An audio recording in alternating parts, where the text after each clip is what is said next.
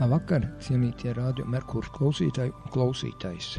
Klāt atkal ceturtdienas vakars, un kā parasti mums ceturtdienās Radio Merkurs ēterā raidījums politiku skatūs un aizkulisēs. Šodien, kā jau es solīju, Juris Lapinskis, jo mans kolēģis Egīls Baldzēns ir, protams, ar savām lietām aizņemts, un arī viņš tur ārstējās, un nevarēja šodien uz raidījumu tikt, tāpēc es turpināšu to pagājušā ceturtdienā sākto raidījumu, kurā es lasīju Valda Steina smalko rakstu par Latvijas tautas fronti, mīti, apvērsumi un nodevības. Latvijas tautas fronts organizatora un dibinātāja pārdomas un secinājumi. Kā Valdis šeit sākumā raksta, ka pagājuši 25 gadi kopš Latvijas tautas fronts organizēšanas un dibināšanas, un lai ar tā ir nesena vēsture, bet jau apaugusi ar mītiem, dekorācijām un, protams, noklusējumiem, izdomājumiem, un parādījušies dažādi Latvijas tautas fronts dibinātāji, kuru uzvārdus pirmo reizi dzirdu, vai kuri tupēja tuvākos un tālākos krūmos un caur zariem lūrēja, kad būs pietiekami droši, lai piebiedrotos, vai arī varturi gaidīja brīdi, kad viņiem savi cilvēki jāiesūta tajā frontē, lai kontrolētu situāciju un pārņemtu tās vadību. Kā vienmēr tie, kuri pie varas, tie raksta vēsturi, kā jūs, mūsu mīļie klausītāji, ziniet, un esmu pārliecināts, tas ir Valda Steins, ka sakarā ar 25. gadu jubileju, 25 gadu jubileju, viens pēc otru uzstāsies dažādi pseido dibinātāji un faktiskie atmodas iznīcinātāji. Par Latvijas tautas frontes dibināšaniem arī ir izveidojusies oficiālā vēsture, memoāru grāmatas sarakstījuši tādi cilvēki, kur nemaz nebija pat tā stūmā, vai arī ieradās baltā ķēvē, kad to vajadzēja pārņemt. Bet eksistē taču patiesā vēsture. Latvijas tautas fronts dibināšanu apvīja vairāki mīti, apvērsumi un lielāks vai mazāks nodevības. Varētu domāt, kas tur liels, kādas politiskas organizācijas iekšējās nesaskaņas vai cīņa par šīs organizācijas varas stūri. Lieta tāda, ka Latvijas tautas fronte nebija vienkārši kaut kāda politiska organizācija, bet visas latviešu tautas atmodas vadības organizācija ar 240 000 biedru. Un šie apvērsumi nodevības noveda pie komunistu uzvaras, pie latviešu pasaules uzskata un kultūras pagrimuma, valsts nozagšanas, tautas kopmantas privatizācijas un beigās pie Latvijas valsts neatkarības zaudēšanas. Kā to es esmu Juris Lapinskis daudzkārt raidījumos atzīmējis, tad mums šeit ir ļoti daudzos raidījumos skanējis tas, kā tas ir noticies, ko nozīmē valsts vara, ko nozīmē valsts, jo ja valstī nav savas naudas, nav savas bankas, tad tā faktiski vairs to parādi nekomandē, jo, kā jūs ziniet, pats pirmais akts, kad ierodās svešzemju iekarotāji citā valstī, viņi ieceļ savus vietvalžus un tūlīt pat arī nokārto šo naudas jautājumu, savu naudu. Tā tas bija arī Krievu laikos, kad šeit arī 40. gadā Latvus likvidēja, gāja vaļā rubļi, červons un kas tur tik nebija, arī 45. gadā un tā tālāk. Tūlīt kā nomainās. Tagad redziet, kā mēs šajā Eiropas impērijā iestājamies, tā arī tūlīt. Bija arī eiro nomaiņa, faktiski tas lats jau sen vairs mums nebija. Tas lats bija tikai vēl, viņš faktiski bija eiro, bet vēl lata izskatā. Un tad, protams, nomainīja arī to latu. Tā kā šeit nav ko brīnīties, ka Steins Valdis raksta par to, ka mums faktiski nebija arī pats, arī valsts mums ir faktiski nozagta. Nav vairs mums savu valsts pat labāk.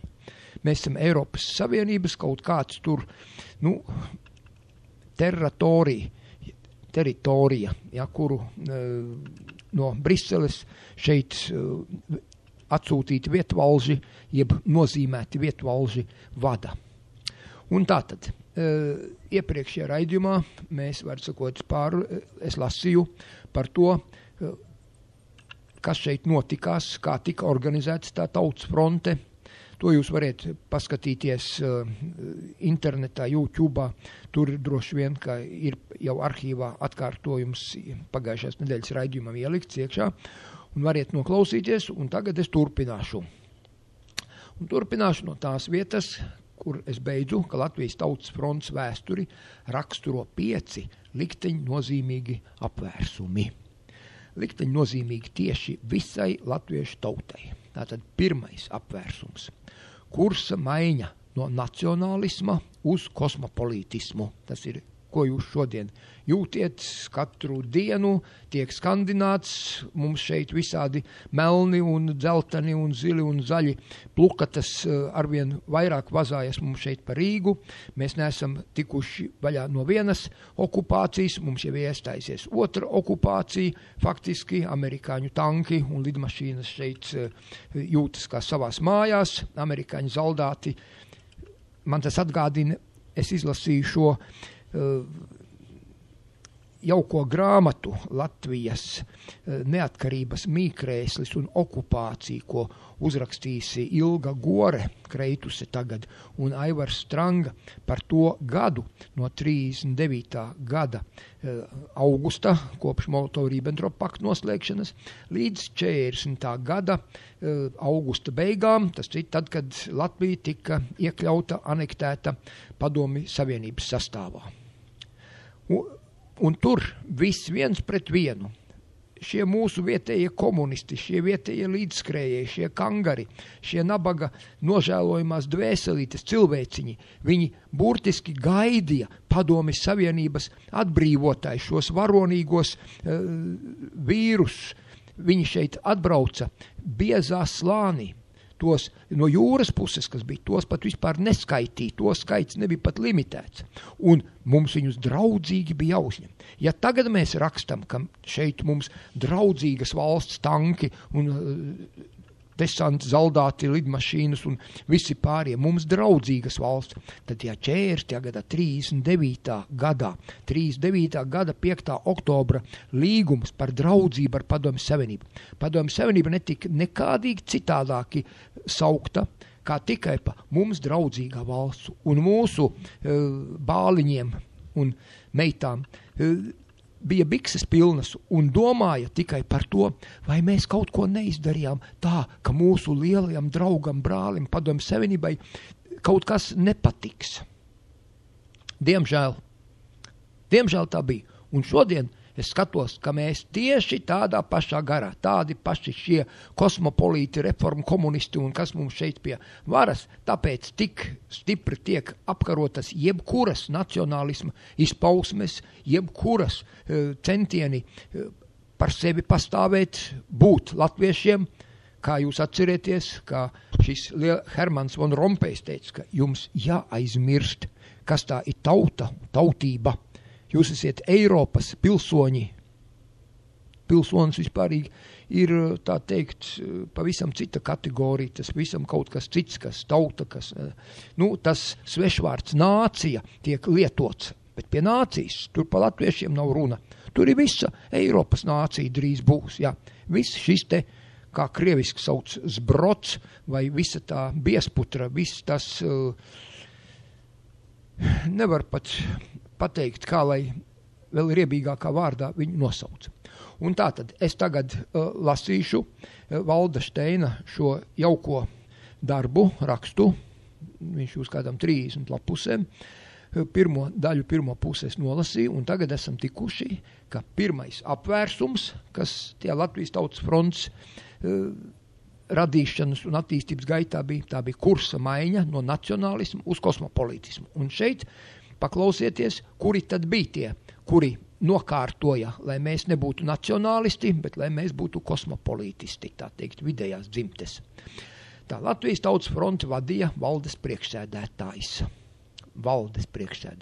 bet Latvijas Tautas frontes priekšsēdētājiem bija tikai reprezentācijas funkcijas. Tas ir tā kā tagad ministra kabinets, kad tur faktiski Valdis Dombrovskis, kas nebija ne prezidents, viņš faktiski bija tas valdes priekšsēdētājs, ministra kabinets priekšsēdētājs. Bet prezidents, tas ir priekšsēdētājs it kā. Un tātad Latvijas Tautas frontes priekšsēdētājiem bija tikai reprezentācijas funkcijas. Visu darbu darīja valdes priekšsēdētājs un no priekšsēdētāju, no viņa bija atkarīgs Latvijas Tautas frontes kuģa kurs, kurp tā virzīsies. Sākumā Latvijas Tautas frontes priekšsēdētāju valde ievēlēja uz 1 mēnesi, kā pirmais bija Škapars, tad Klotiņš, bet pēc tam nolēmām, ka tā nevar turpināt, jo mēneša laikā neko nevarēja izdarīt un ievēlēja mani, tas ir Valdi Steinu, kā pirmo pastāvīgo valdes priekšsēdētāju. Mans Latvijas Tautas frontes kurs kā nacionālistam bija skaidrs, un tas galīgi nesakrita ar reformu komunistu centieniem. Līdz aprīlim faktiski, tas ir 1989. Gada aprīlim. Faktiski es vadīju visu Latvijas Tautas fronti un tās darbību organizēju komitejas un tā tālāk. Tas bija laiks, kad mēs abi ar Daini Īvānu ļoti labi sastrādājamies un pelēko kardinālu Škaparu Jāni neklausījām. No padomi varas puses šādai neatkarībai bija jāpieliek punkts, un tad, kad no Kanādas radiem atgriezās Sandra Kalniete, tad arī visas politiskās intrigas sākās. Mans laiks bija skaitīts, un par valdes priekšsēdētāju 1989. Gada aprīlī ielika Latvijas Valsts Universitātes komunistiskās partijas ideoloģisko sekretāru Pēteri Laķi. Partijas boss, tas ir partijas lielais sekretārs Latvijas Valsts Universitāte, tad bija Aivars Endziņš, kurš gadu iepriekš pulcēšanos pie Brības pieminekļa bija komentējis kā kādu psihopātu saietu. Televīzijā droši vien šie komentāri ir saglabājušies. Tāpat kā marksismu ļeņinismu pasniedzējs Induls Bērziņš komentēja Vilkačus, tā ir filmas, 2 sērijās Valsts drošības komitejas filmiņu par latviešu spiegiem no Zviedrijas. Pēc tam es nevarēju televīzijas arhīvā tos atrast, tik labi komunisti savus nedarbus ņēma ārā no arhīviem. Gorbunovs, piemēram, personīgi komandēja brīvības cīnītāju izdzenāšanu pie Brības pieminekļa 1987. gadā. To man pastāstīja Valsts drošības komitejas virsnieks, kurš atradās tajā pat istabā Gorbunovam aiz muguras. Čekistu novērošanas un komandu štābs atradās virs veikala Orbīta, iepretī Brības piemineklim. Tas ir tā lielā māja, kur bija radioveikals Orbīta. Tagad tur ir laikam kaut kāds lupats un vīnus, ko tur pārdod tajā veikalā. Un tur augšā tieši no tās stūra ir ļoti labi pārredzams viss Brības pieminekļa laukums. Tas, ka mani Valdi Steinu noņēma no valdes priekšsēdētāja amata, tā nav vienkārši personas nomaiņa. Ak, Dievs, kas tur nu liels? Steinu nomainīja ar Laķi? Nē, tā bija Latvijas Tautas frontes kursa nomaiņa, jo Steins pārstāvēja latvietību un nacionālistus, bet Laķis, Pēteris, komunistus, kompartijas ideoloģiskos darbiniekus, savējos reformu komunistus. Pēteri Laķi izskatā, viņa atrada ļoti paklausīgu personu, un Latvijas Tautas fronte aizgāja pa padomi varas kosmopolitisko taku. Atcerieties, 1989. Gada aprīlī tas notikās. Vēl viena iezīme.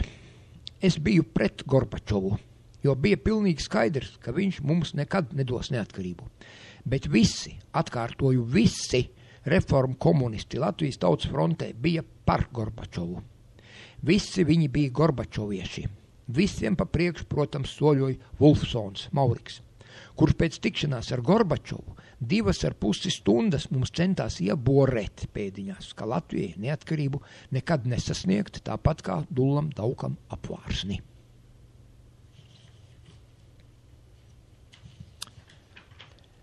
Šī iekšējā frontes līnija vies cauri visai Latvijas Tautas frontes vēsturī. Īvans, tas nozīmē kosmopolitisms un internacionālisms, un aiz viņa bija Wolfsons, Kosteņecka, Dozorcevs un latviešu internacionālisti Škapars un Sandra Kalniete. Bet Steins, Berklaus, tas nozīmē nacionālisms, latvisms, un kā jau rakstīju, šī fronte pastāv līdz šodienai, lai arī kādu kamuflāžas ģērbu viņu neuzvilktu. Tātad tas bija pirmais apvērsums. Otrais apvērsums bija otrais Latvijas Tautas frontes kongress. To sarīkoja Škapars un Sandra Kalniete.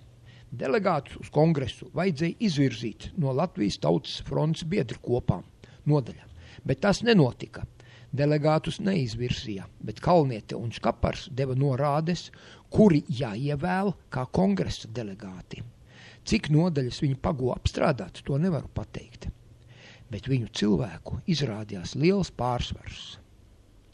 Kā es to zinu? Man ir liecinieki, kuri saņēma šādus rīkojumus.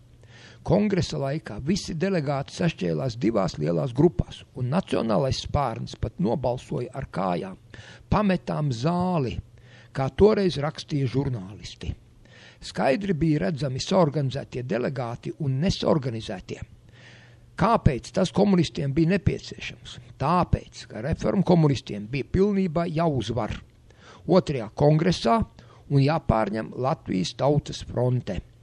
Pretī reformu komunistiem nacionāli noskaņotie tautfrontnieki izvirzīja Imantu Kalniņu par Latvijas Tautas frontes priekšsēdētāju un mani, tas ir Valdi Šteinu, par valdes priekšsēdētāju. Mēs abi ar Imku, tas Imantu Kalniņu, bijām iedomājušies nostāties pretīm Dainim Īvanam un Ivaram Godmanim. Bet tā kā delegāti bija saorganizēti, tad mēs abi arī zaudējām. Es gribu atgādināt, ka tieši tāpat tas tika darīts šajos te sociāldemokrātu kongresos, tur, Krievijā, arī Latvijā 1900, 1902, 3, 5, 10 gadā, kad šie boļševiki, vairākumnieki, tas ir šie dieva izredzētie, šī austrumu žīdu kompānija, tā teikt, savējos cilvēkus bija draudzīgi saicinājuši, atbalstīja, un tad, kad bija balsošana, viņi vienmēr bija lielākā skaitā, jo tā kā mūsu latviešiem šodien nav laika, ko tad es ar politiku nenodarbojos, vai tad es ko varu darīt, un tā tālāk, tāpēc mēs esam zaudētājos, jo šie vairākumnieki, ko nepareizi tulko boļševiki kā lielinieki, nekādi lielinieki, vairākumnieki, boļše ir vairāk. Tātad boļševiki ir tie, kas, var sakot, šādā veidā ir jau sen trenēti pārņemt varu. Un tātad, Ivars Godmans, tagad es lasu tālāk, kā jau rakstīju, vispār nedzīvoja Latvijā, un nesen kā bija atgriezies no darbošanās Austrijā. Galvenais, mēs abi ar Imantu Kalniņu ne jau vienkārši zaudējām. Zaudēja Latvijas Tautas fronts nacionālais spārns un iestājās visaptveroši reformu komunistu laiki. Viņiem tas bija ļoti svarīgi, jo bija jāgatavojas vēlēšanām, varas pārņemšanai, un visos vēlēšana apgabalos bija jāsaliek gaišie komunisti pēdiņās. Pat pret mani un Eduardu Berklau mūsu vēlēšana apgabalos Madonas rajonā bija nolikti komunisti, kuri tikko kā bija iestājušies vietējā Latvijas Tautas fronts nodaļā. Blakus apgabalos, kur startēja reformu komunisti Gavars un Krūgaļauš, un daudzos citos, kuros balotējās no centra ielikti komunisti, pret viņiem neviens cits tautas frontietis netika ielikts. Mani uz ērgļu vēlēšanu apgabalu neviens no centra nenosūtīja. Ērglienieši paši man uzaicināja. Gorbunovs tā arī nekad, tas ir mūsu bijušais Gorbunovs, Anatolijs Gorbunovs, tā arī nekad neiestājās Latvijas Tautas frontē. Ivars Godmans sagatavoja vēlēšanu sarakstus, tas ir sagatavoja komunistu ievēlēšanu augstākajā padomē. Šteins nozīmēja nacionālisti, Berklaus, Rukšāns, Imants Kalniņš. Es biju kā Skabarga padomju varai vienā vietā. Kā augstākās padomas deputāts Ziedonis Ziediņš par mani teica, tu esi kā nezāle padomju dārzā, kuru nevar izravēt, ataug un ataug. Bet es zināju, ka aiz mums ir latviešu nacionālā inteliģence. Es gribu atzīmēt, ka, diemžēl, tā nacionāla inteliģence mums ir tik plāna un tik aprobežota un tik stulba, es teikšu, brīžam, tā teikt, politiski neinformēta. Jo, diemžēl, viņi neklausās Radio Merkūru, nelasa tās grāmatas, kuras vajadzētu izlasīt. Viņi vispār neredz šo laukumu. Viņi nesaprot neko no šīs smalkās šaha spēles. Un tātad Valdis tālāk raksta. Šīs neredzamās barikādes, jeb neredzamā fronte pastāv vēl šodien. Kongress pēc būtības bija nelikumīgs. Tas ir 2. Tautas fronts kongress. Pēc 2. kongresa valdīja lielais piecinieks, kā viņi sevi sauca. Līdz ar 2. kongresu Latvijas frontē ieradās daudzi, kā es saucu, 3. ešalona cilvēki, kur jau pēc tam kļuva par dažāda ranga deputātiem un izpildu direktoriem, bet nacionālistu skaits saruka aizvien vairāk un vairāk. Atkal no savas puses gribu atgādināt, tas tieši man atgādina šo jauko 1917. gada apvērsumu Krievijā, kad tur palīgā Trotskim par šo Rothschildu, Rockefelleru, Šifu, Lēbu, Kīnu, Baruhu, Varburgu naudu sabrauca, kā jau jūs dzirdējāt, Maskavā, lai tur tiktu pie varas visos atbildīgos posteņos. Kā es stāstīju, atcerieties, ja 1920. gadā Maskavā bija tikai 27,000 žīdu, tad 1926. gadā viņi jau bija 130,000. Tas ir pie šīs varas stūres un atbildīgos postiņos vairāk par 100,000 bija sabraukuši, lai savējos atbalstītu. Un pa tādu ceļu tur arī aizgāja. Tātad ļoti nedemokrātiska bija arī domas sēde pēc kongresa. Tas ir 17. oktobrī 1989. gadā, kurā Ivars Godmans, būdams valdes priekšsēdētājs, faktiski vienpersonīgi nominēja valdes locekļus no izvirzītajiem kandidātiem, jo valdē esot jābūt paklausīgiem locekļiem, nevis tādiem, kuri uzstāsies pret priekšsēdētāju.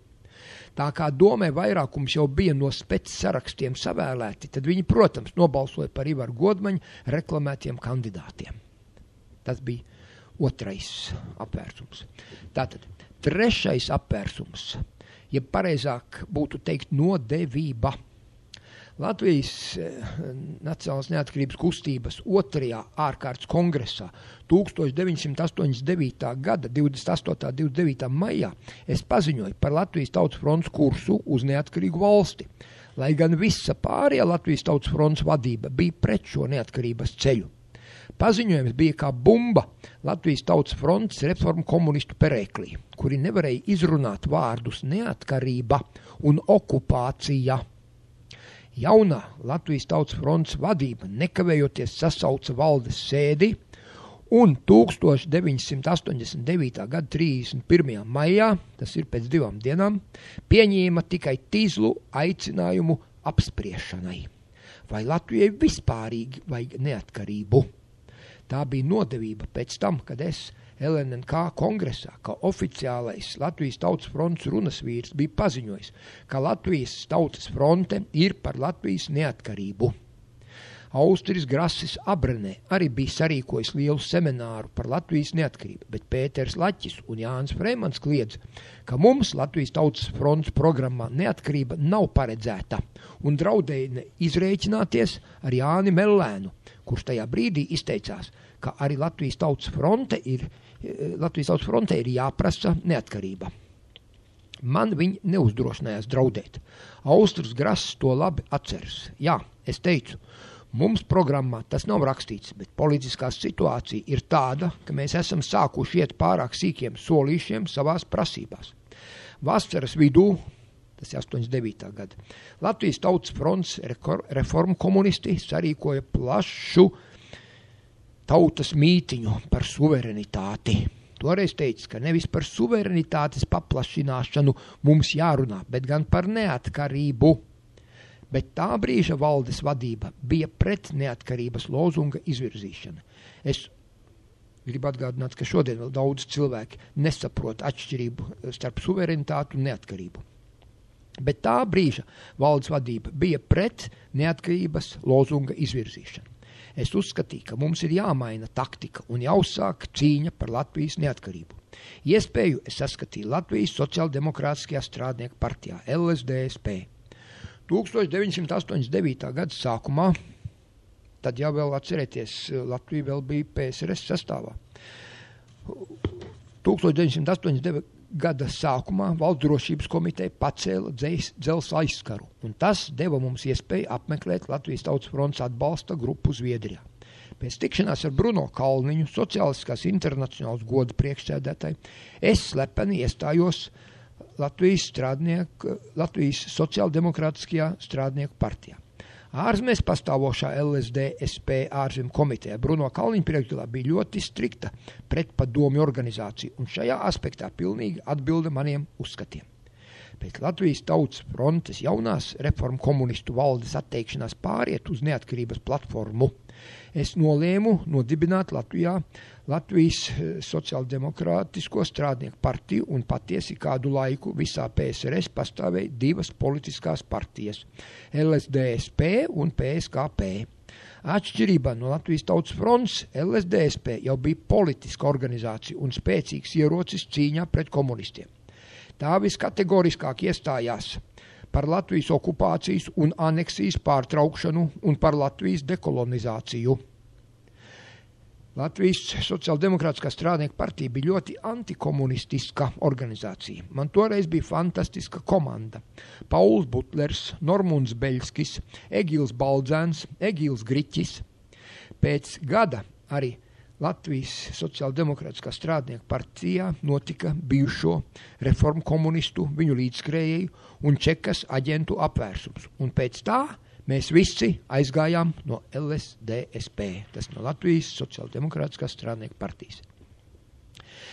Mihailam Gorbačovam jau toreiz vajadzēja sociāldemokrātus, jo viņš gribēja visu PSKP pasludināt par sociāldemokrātisku partiju. Man bija slepena tikšanās, tas ir Valdim Šteinam, ar Hansu Košniku, vienu no Vācijas un visas sociāliskās internacionālas vadītājiem, par šo slepeno plānu.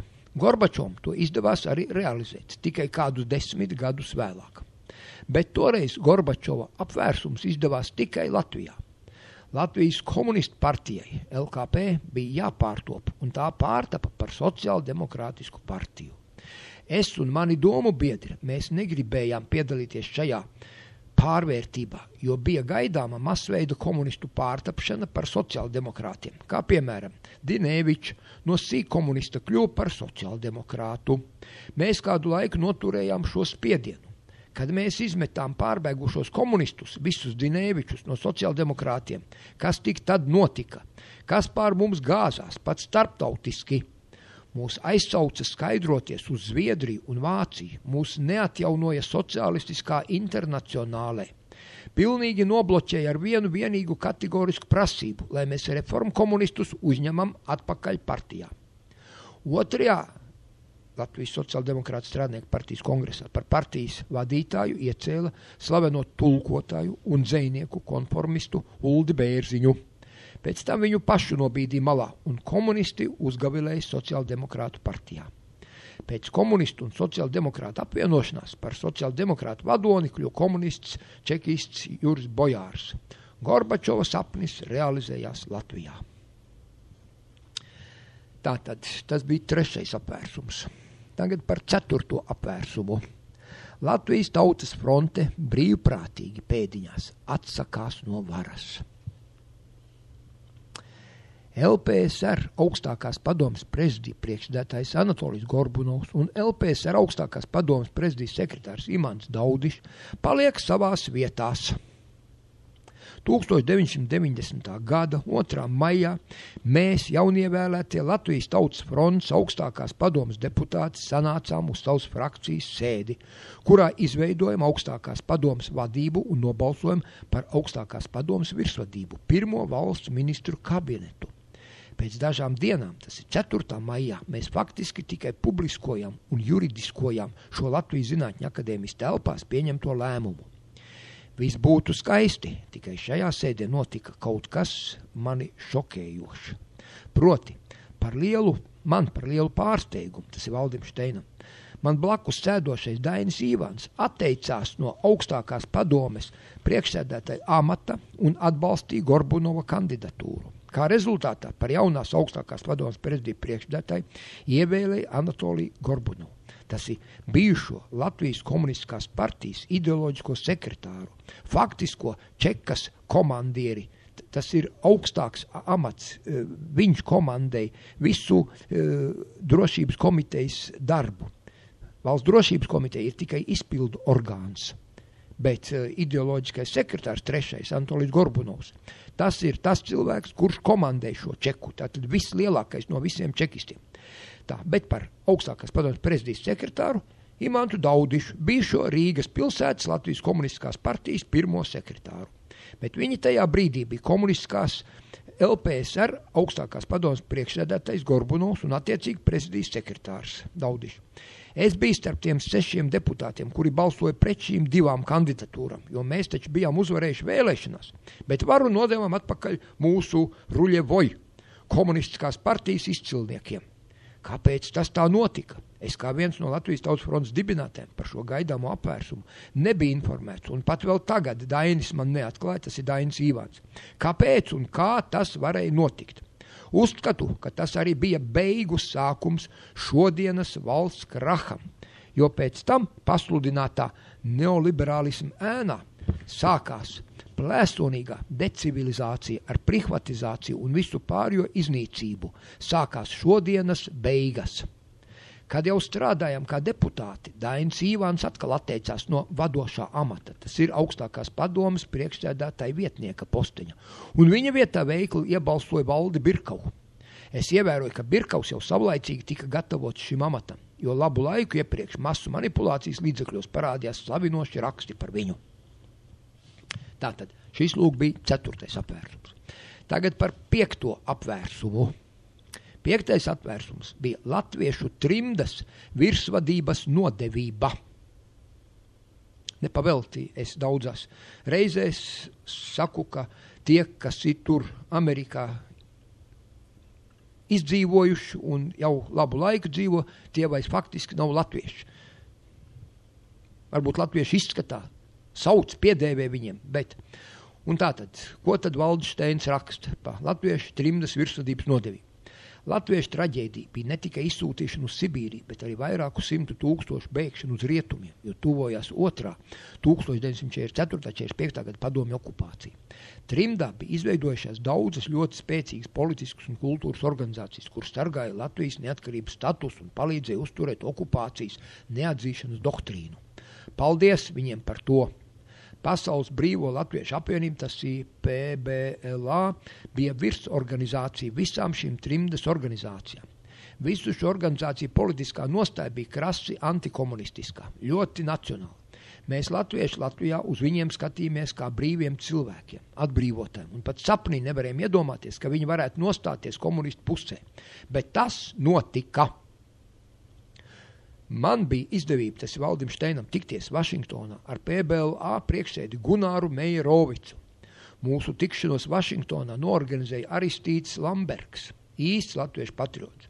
Mēs trietā 2,5 stundas staigājam pa Dambeni tālu no viņa mājām un diskutējam par tālāko darbības stratēģiju. Gunārs Meierovics tajā brīdī nozīmēja visas latviešu trimdas virsvadību kā nekā PBLA priekšsēdis un ar lielu autoritāti. Mūsu sarunas centrālais jautājums faktiski bija, vai PBLA ies kopā ar nacionālistiem vai ar komunistiem. Nacionālisti dabūja kurvīti.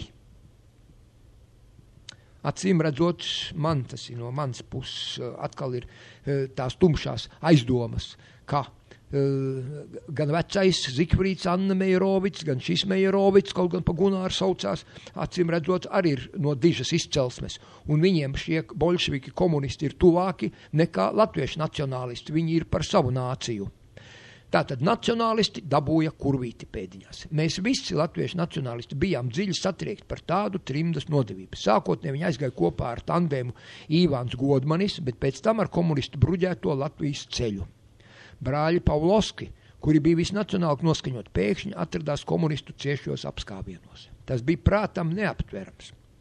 Meierovics un pārējie trimdas vadoņi aizgāja kopā ar komunistiem, un latviešu nacionālisti palika bez jebkāda trimdas atbalsta. Un tā tas ir līdz šodienai, kad trimdas latvieši atbalsta režīmu. Totalitārismu jau orveliski var saukt par vienotību. Es pēc tam, tas ir Valdis Steins, jautāju Meierovicam, Gunār, kā ir kopā ar komunistiem vienā politiskā gultā? Komunisti bija viņu nopirkuši pēdiņās ar solījumu, ka ieliks par prezidentu, tas ir Gunārs Meierovics. Bet tāpēc taču nebija jānodod visus trimdas laika uzturētos latviešu ideālus. Jāsaka, pēc tam, kad Gunārs Meierovics bija iznests cauri, viņš gods kam gods man atvainojās par politisko tuvredzību. Viņš teica, Valdi, tev bija taisnība par komunistiem. Kādus gadus vēlāk labāka jau nebija arī it kā nacionālistu partija Tēvzemei un Brīvībai, un tur esošie trimdas supernacionālisti, kā piemēram Sinka no Eiropas.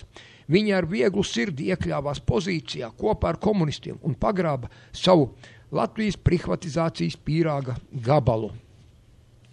Juris Sinka pilnīgi izvairījās no manis, lai nebūtu jātaisnojas, jo es allaž prasīju paskaidrojumus par Eiropas trimdas latviešu uzvedību. Kur tad ir tā nacionāla Latvija, par kur iestājās Anglijas, Vācijas, Zviedrijas stingrās pozīcijas latviešu vadoņi? Politbrigāde Tēvzemei un Brīvībai bija viena no galvenajām Latvijas privatizatoriem. Man pat kādreiz bija slepenais saraksts, kā politbrigādes bija sadalījuši Latvijas tautsaimniecības nozares privatizēšanai, un kariņi jau bija tikai laupījuma dēļ. Strīdi Saeimā bija vienkārši plēšanās, kā jau starp gangsteru grupējumiem. Salaupītā pārdala vienmēr ir ar upuriem. Tas ir, nesūtiet atkal uz manām mājām aplaupītais, man to sarakstu sen vairs nav. Nav arī pārformēto čekistu saraksts, sen tie visi ir iznīcināti, jo bija pārāk bīstami. Bet ne jau visi trimdas latvieši nostājās kopā ar komunistiem un privatizatoriem. Bija arī izcili varonīgi patrioti. Austris Grasis, Aristīts Lambergs, Laimons un Ilze Embrekti, Romualds Muncis un daudzi citi. Un arī ne jau visi trimdas latvieši jaunieši ir kosmopolīti un internacionālisti, kā daudzi apgalvo. Mums ir daudz latviešu patrioti, kā piemēram Māra Sīmane, Ivars Embrekts un daudzi citi, bet diemžēl bija un ir tādi, kuri iet kopsolī ar reformu komunistiem un viņu mantiniekiem, sorosiešiem un pat svežzemniekiem. Tā, tas bija par šiem apvēršumiem. Tagad par kļūdām. Latvijas valstiskuma iedīgļu rašanās un pieļautās kļūdas. Pirmā lielā kļūda. Ja vēstures ratu varētu pagriezt atpakaļ, es, protams, būtu pilsoņu kongresā paziņojis par valsts varas pārņemšanu, pasludinātu neatkarīgu valsti. Es domāju, ka delegāti būtu mani atbalstījuši. Pilsoņu kongress sanāca 30. aprīlī, bet augstākā padome tikai 4. maijā, un līdz ar to augstākā padomei vairs nebūtu ko paziņot, vai arī būtu ar varu jāvēršas pret pilsoņu kongresu un tā delegātiem. Atcerieties, pilsoņu kongresā bija pārstāvēti vismaz 720 000 Latvijas īsto pilsoņu, tie, kas bija pilsoņi līdz 1940. gada 17. jūnijam, un viņu pēcnācēji, tā teikt. Tātad, es domāju, ka delegāti būtu man atbalstījuši. Tā, bet pilsoņu kongresā mēs bijām vesela grupa augstākās padomas deputāti, tā kā ar to arestēšanu nebija nemaz tik vienkārši.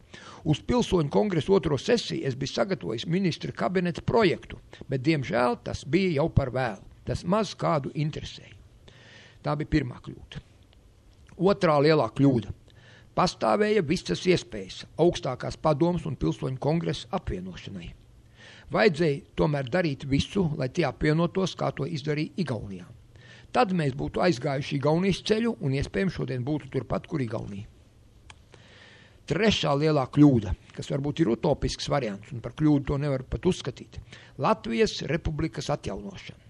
Tas ir 1918. gada 18. novembra Latvijas atjaunošana. Tas, par ko mēs iestājāmies Latvijas īstā nacionāla apvienība. Bet šo kļūdu vēl var labot, un 1918. gada Latvijas republika var atjaunot, jo tā vēl līdz šim nav atjaunota.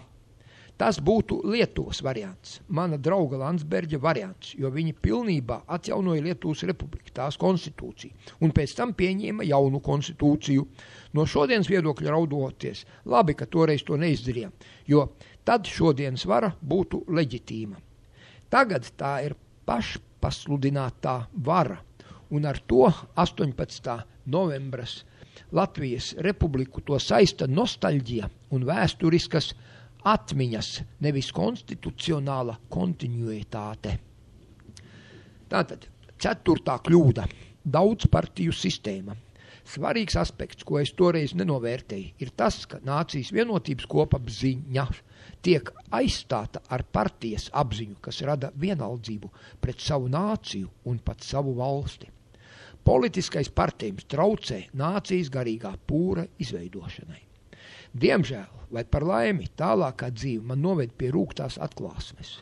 ka politiskās partijas vispār nav vajadzīgas. Tas ir tikai ierocis manipulācijai ar tautu.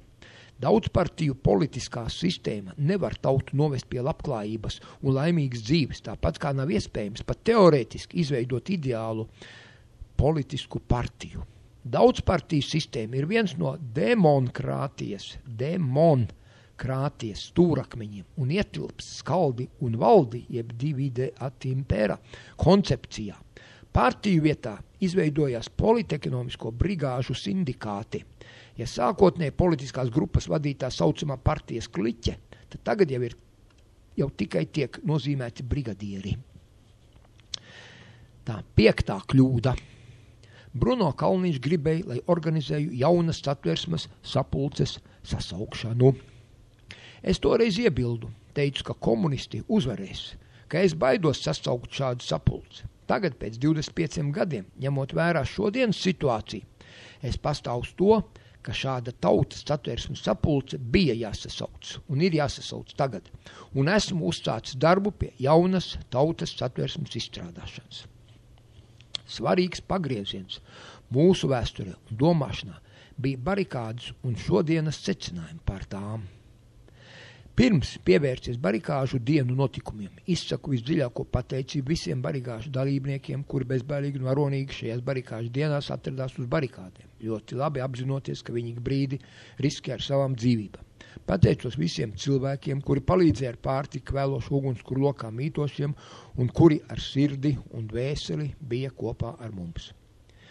Visaugstākos atzinības vārdus izsaka vīriem, kuri tieši apsargāja mūsu augstākās padomes deputātus, kuri bija izveidojuši kaujas posteni pie augstākās padomes ieejas durvīm.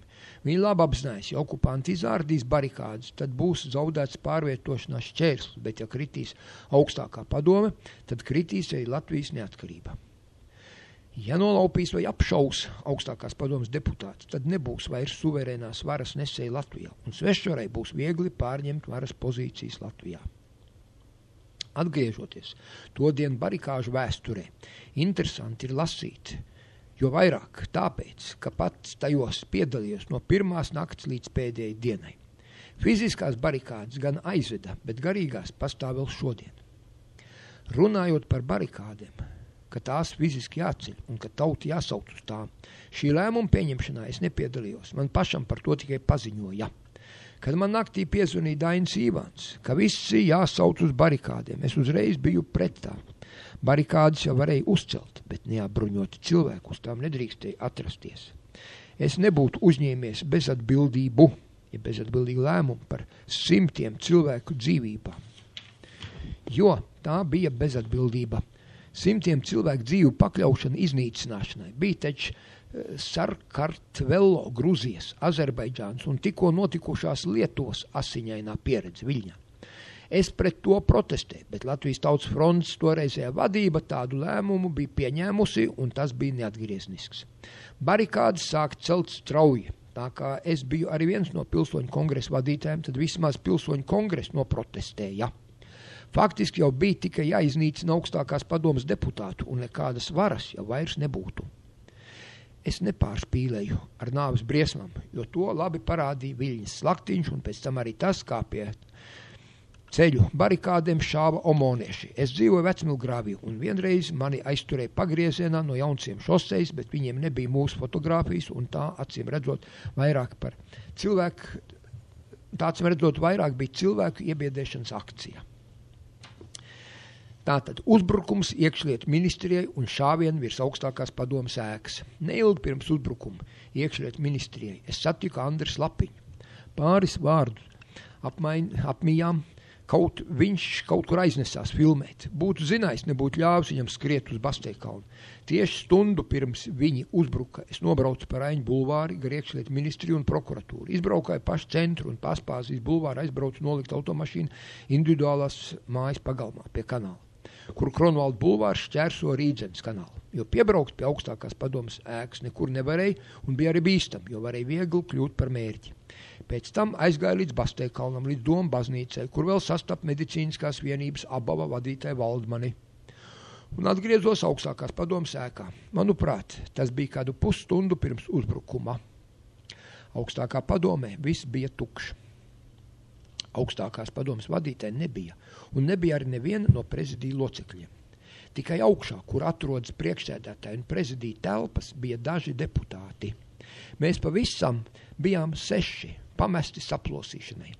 Es nezinu, kāpēc toreiz saskaitīju, bet secināju, ka esam palikuši tikai 6 deputāti. Noprasīju vēl, kur pārējie, kāpēc viņu nav. Iespējams, ka kāda vēl atradās komisijas mājā pāri ielai. Pēkšņi sākās šaušana, šauja no automātiem ar trastējošām lodēm, jo spindza un šņāca lodes lidoja tieši virs augstākās padomes jumta. Nešauja pa sienu vai logiem, bet virs jumta. Man likās, ka šāvieni nāk no Jēkaba baznīcas puses, no baznīcas priekšlaukuma. Domājam, ka sācies uzbrukums mums, tūlīt ieņems augstākās padomes ēku. Augstākās padomes priekšsēdētāja kabinetā, kas nebija aizslēgts, bez pārtraukuma skanēja, kā mēs saucām, starpvalstu vadītāju sarkanais telefons pēdiņās. Es ieņēmu Gorbunovu krēslu, par ko viņš nemaz nezina, un sāku atbildēt uz telefonu zvaniem. Tie visi bija maznozīmīgi, bet tieši tajā brīdī, kad atskanēja kārtējo automātu šāvienu zalve, ieskanējās telefons un zvanītājs bija Igaunijas premjerministrs Edgars Savisārs. Premjerministrs. Mēs jau bijām labi pazīstami no Tautas fronšu dibināšanas laikiem. Viņš man saka, ka pie viņiem šturmējot vārtus, nosauca kādus un prasa, kas pie mums notiekot. Un tieši iet automātu kārta virs jumta. Es prasu, vai tu dzirdi? Jā, dzirdu, Savisārs atbildēja, bet kas tālāk būs, ne viņš, nes, protams, nezināja. Teicu, ka acīm redzot, tūlīt mūs ņems ciet. Ar to arī saruna izbeidzās. Kā jau teicu, mūs apsargāja 2 neliela auguma miliči pēc tautības ruskie, bet labi latviski runāja, un viss. Noskrēja lejā pie miličiem, prasa, vai viņiem bez pistolēm ir arī vēl kādi citi ieroči. Jā, vēl 2 automāti esot ieroči kastē. Noprasīja, vai viņi ir gatavi aizsargāties, ja bruks iekšā. Abi teica, ka jā, nepadošoties. Pieteicis, lai vienu automātu atstāja man, jo es gribu, ka mani tekā sētas suni. Es negribu, ka mani tekā sētas suni nošauj. Bet neviens te nenāca, negāja. Pēc tam atgriezos augšā pie kolēģiem un faktiski diezgan bezpalīdzīgi. Lai neteiks vairāk, gaidījām uzbrukumu. Vismaz es gaidīju, varbūt, ka daudz citi zināja, ka nekādu uzbrukumu nebūs. Bet varbūt viņi zināja, ka tur tikai 6 ierindas deputāti un uzbrukt nav jēgas. Es tajā brīdī nezināju, ka Gorbunovs ir kopā ar kādu poļu panu, kā man teica ļaudis. Un sākoties apšaudei, esot devies uz Čekas sakaru bunkuru. Kā bija īstenībā, tas jāprasa Gorbunovam viņam pašam. Es atkārtoju to, ko mums mirstīgiem paskaidroja. Nezinu vēl tagad, kur bija tie tiešie sakaru bunkuri, bet skaidrs, ka ar Maskavu jau no augstākās padomes ēkas neviens nerunāja. Kādu laiku pirms tam man bija interesanti saskriešanās. Kādu dienu PSRS okupācijas armijas karavīri viena virsnieka pavadībā apsekoja ieju Jēkaba katedrālē. Tā ir blakus ēka augstākai padomei. Seimas mājai. Mans skats sakrustojās ar virsnieku skatu. Viņš izskatījās kā noziegumā pieķerts, jo izskatījās, ka viņi meklēja slēpņa vietu. Viņa skats zibenīgi pārauga naidīgā, un man izskatījās, ka no militārā formas tērp uz man glūna vilkacis. Izskatījās, it kā es būtu atklājis slepeno Staļina uzbrukšanas plānu Eiropai. Viņi visi drīz aiztinās projām, bet, kad šāva virs jumta, man bija skaidrs, ka šauj no šīs Jēkaba katedrāles ieejas slēpņa. Atceros, ka tajā agrējā rītā, kad notika uzbrukums radiomājai, pie manis uz augstākās padomes lielo māju, atnāca deputāts Normunds Beļskis un saka, ejam uzmundrināt dežurējušos radiožurnālistus un radionam darbiniekus. Aizgājām, bija kaut kur starp 3 un 4 no rīta. Izstaigājām visus stāvus un pārmetām ar katru kādu vārdu. Ap 4 aizgājām projām, bet kaut kur pēc pusstundas sākās uzbrukums radionamam. Man bija sajūta, ka mēs bijām nojaukuši radiomāju šturmēšanu, un tie tajās bruņmašīnās dabūja ilgāk pasēdēt, līdz sākt uzbrukumu. Es domāju, komoniešiem bija dota pavēle nekonfliktēt ar deputātiem, jo to jau vērtēt kā uzbrukumu Latvijas varai. Puču un atzīšana.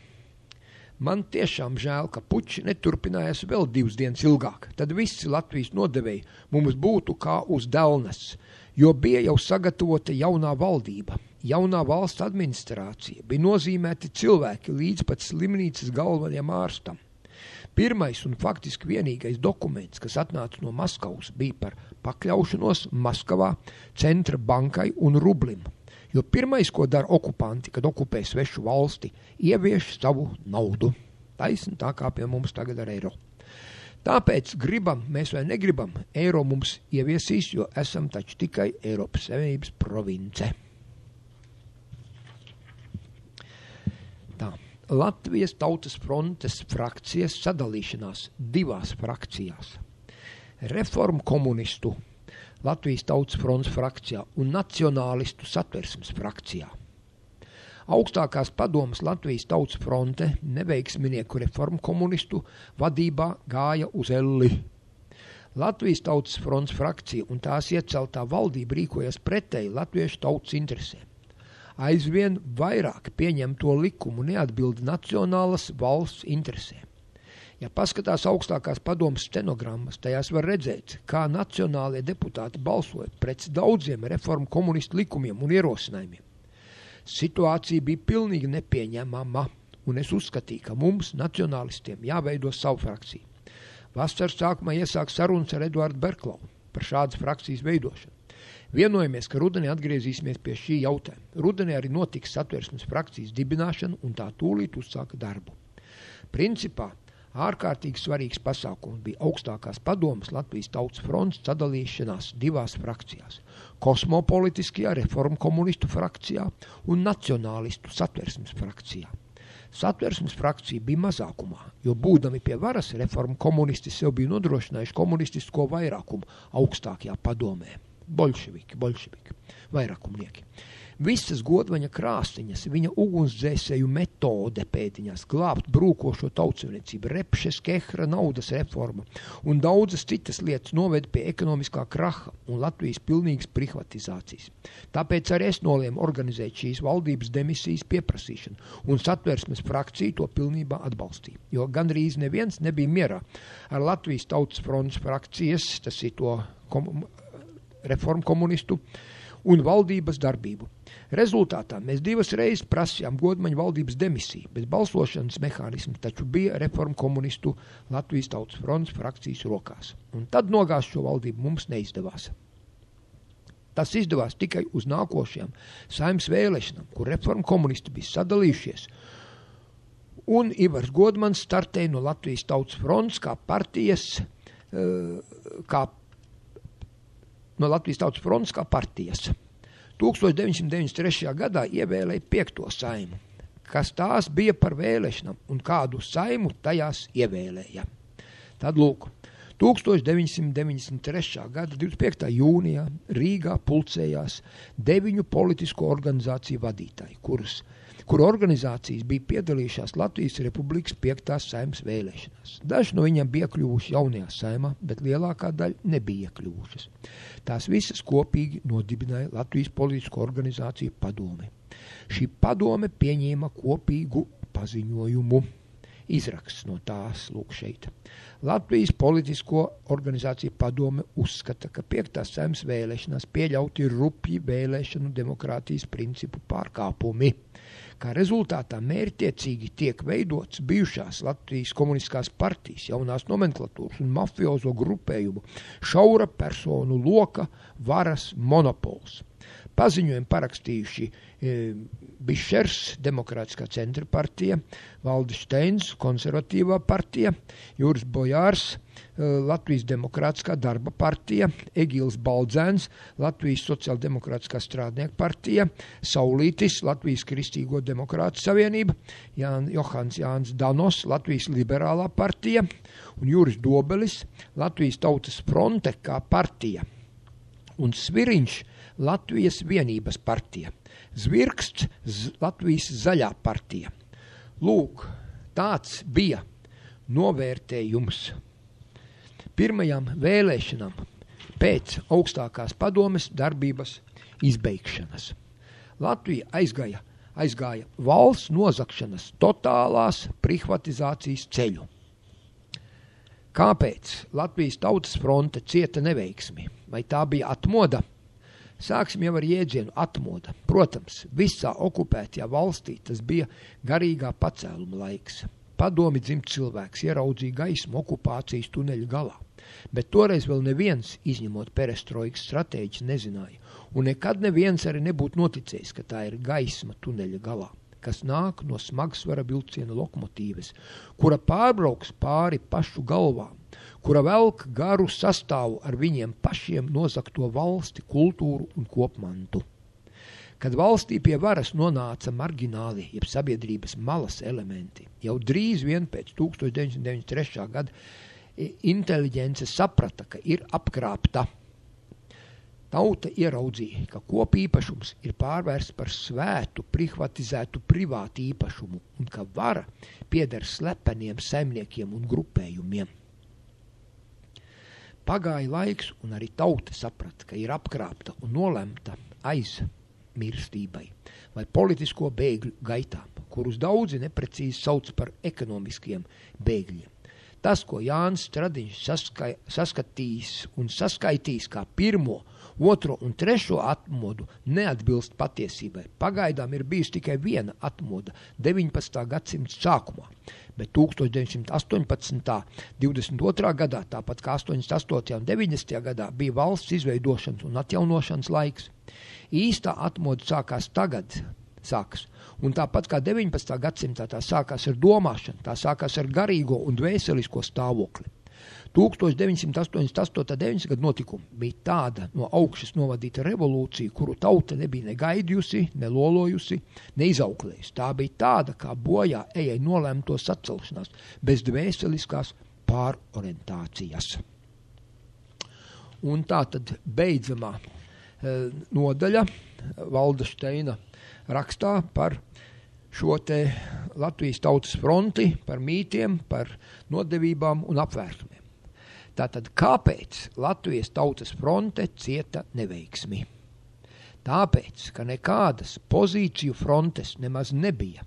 Bija tikai nosaukums. Ienaidnieks ātri un hameleoniski saskrēja tautfrontiešu ierakumos. Tā, ka neviens nevarēja atšķirt, kurš ir kurš. Tos dažus buržāziskos nacionālistus nodēvēt par fronti pret padomju varu, tā kā būtu par daudz. Bet fronte bija gan, un tā bija iekšā fronte pašā Latvijas tautas frontē, kur bija nacionālā pozīcija un padomju reformu komunistu pozīcija. Un tā eksistē vēl šodien, gan prātos, gan reāli dzīvē. Piemēram, šodienas Saeimā ir tikai padomju pozīcija kara kalpu mantinieki. Tā ir Vienotība, Saskaņas centrs, visu Latvijai TB, LNK, Latvijas Zemnieku savienība. Bet nacionālās pozīcijas kareivi mēs paši ved Nacionālo partizānu kariņu. Kur ir galvenā kļūda un kurš ir vainīgs? Bet vai vispār eksistē vainīgais?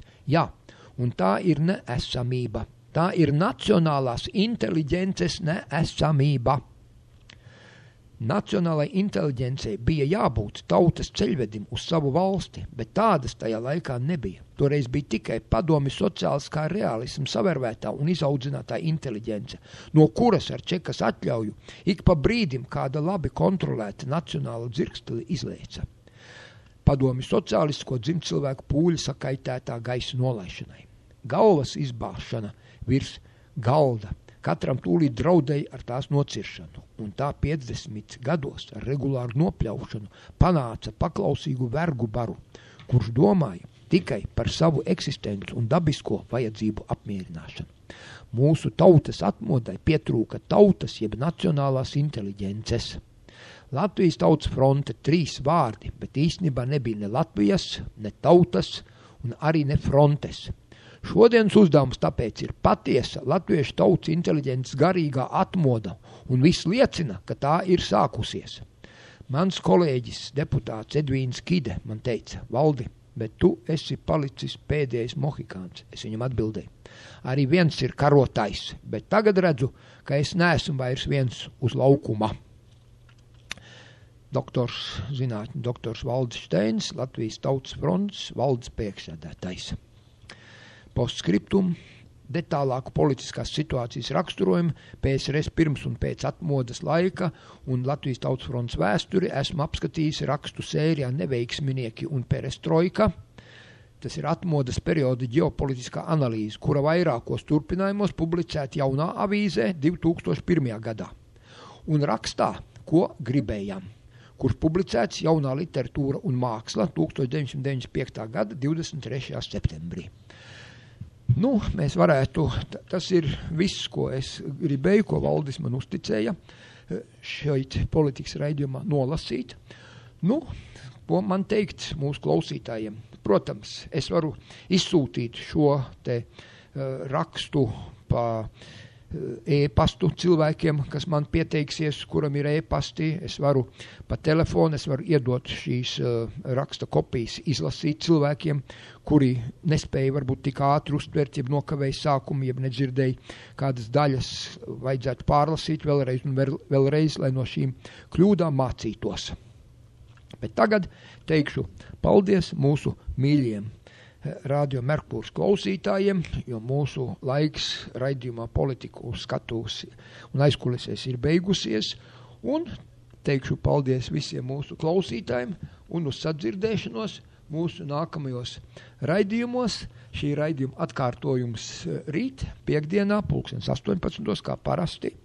Un man, Jurim Lapinskim, jūs variet zvanīt pa telefoniem 29 99 8806, 29 99 8806, jeb 29 140 635. Un es varu, tā teikt, vai iedot kopiju, vai iedot izlasīt, vai darīt zināmu, kur to var izlasīt.